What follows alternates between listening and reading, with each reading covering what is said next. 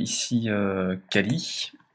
J'ai fait ce tuto il y a 2 ans, comment faire un pochoir multilayer, donc avec plusieurs couches. Je reçois régulièrement la même question, en commentaire ou en message, donc comme celle-là, comment faire pour séparer les différentes couleurs. Du coup, comme je suis en vacances et que j'ai du temps, je vais vous montrer. Bon, avant toute chose, vous constaterez que depuis l'ancien tuto, j'ai abandonné Photofiltre et Paint. Je me suis mis à travailler sur Mac et la suite Adobe. Du coup, j'ai dû trouver un petit logiciel similaire à Paint pour Mac. Pour ce tuto, nous allons nous baser sur un projet en cours que voici, donc qui est un cerf. Euh, Comme expliqué sur mon premier tuto ou ailleurs sur internet, vous devez postériser votre image de base, donc l'image de base comme celle-ci par exemple.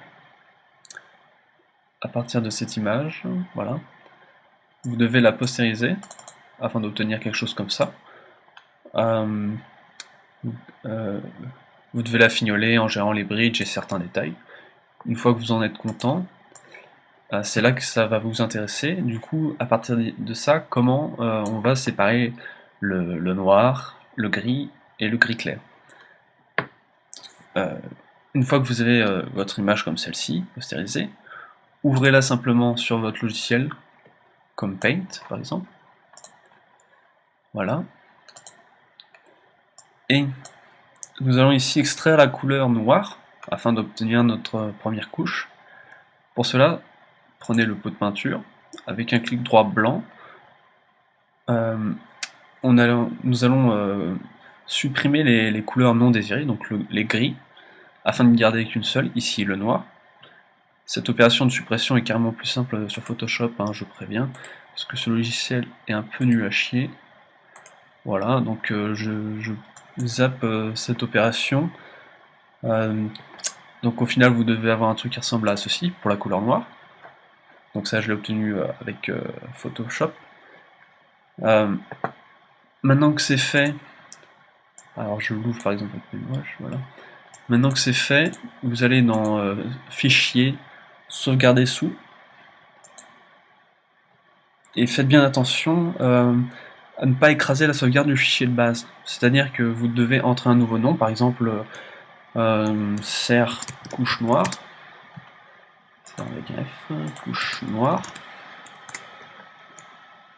sur le bureau, comme ça on y verra plus clair, tac, et vous le sauvegardez, une sauvegarde différente, parce que sinon, cette image-là, donc simplement la couche noire, va écraser l'image postérisée, ça serait con de la perdre.